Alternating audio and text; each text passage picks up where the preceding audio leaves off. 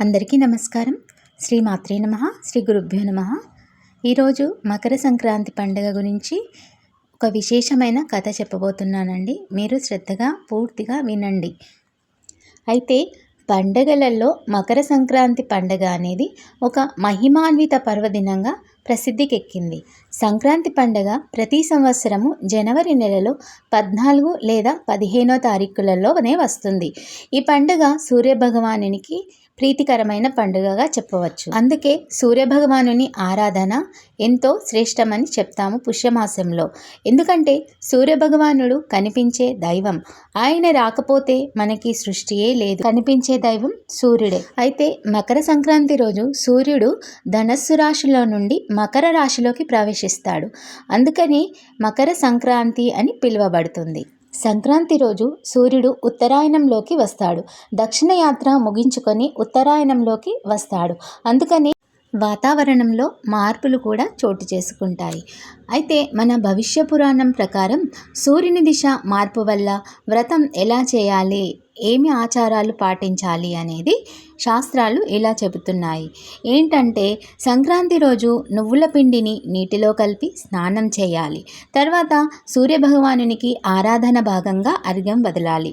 వీలైతే గంగా స్నానం చేసి అక్కడ దాన కార్యాలు, పితృతర్పణాలు వదలాలి. దీనివల్ల పితృదేవతలు తృప్తి చెందుతారు. నువ్వులు దానం ఇవ్వాలి. ఇలా చేయడం వల్ల పితృదేవతల తృప్తి వలన మన వంశము వృద్ధి చెందుతుంది. భవిష్య పురాణంలో సంక్రాంతి వ్రత కథ విధి విధానం ఈ విధంగా చెప్పబడుతుంది. మీరు శ్రద్ధగా వినండి. ఈ కథ ప్రకారం సూర్యభగవానుడు తన కుమారుడైన శని భగవానుణ్ణి కలవడానికి వెళ్తాడు. శని మకర రాశి యొక్క దేవత. అందుకని కూడా మకర సంక్రాంతి అని పేరు వచ్చింది అని అంటారు. అయితే మహాభారతంలో కూడా మకర సంక్రాంతి వర్ణన చాలా గొప్పగా జరుగుతుంది.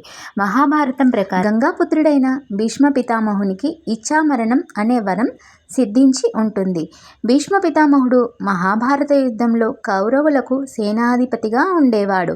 ఆయన గొప్ప యోధుడు. యుద్ధంలో అర్జునుని బాణాల తాకిడికి బాణాల శయ్య మీద పడిపోయాడు భీష్ముడు. అప్పుడు ఆయన మకర సంక్రాంతి రాబోతుంది అని తెలుసుకొని అతని మృత్యువును ఆ రోజుకు సిద్ధం ఎన్నుకున్నాడు. అతను మహాజ్ఞాని కాబట్టి అతనికి తెలుసు సూర్యభగవానుడు దక్షిణాయానికి ప్రయాణం అవుతే మోక్షం లభించదు.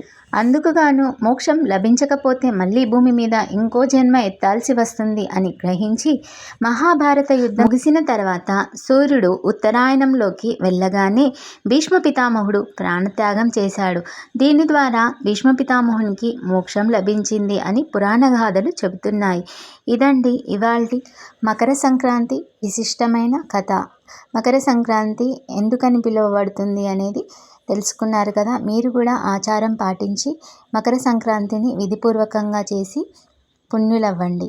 మీకు ఈ వీడియో నచ్చినట్లయితే please like, share and comment to my channel. Subscribe చేసుకోవడం మర్చిపోకండి.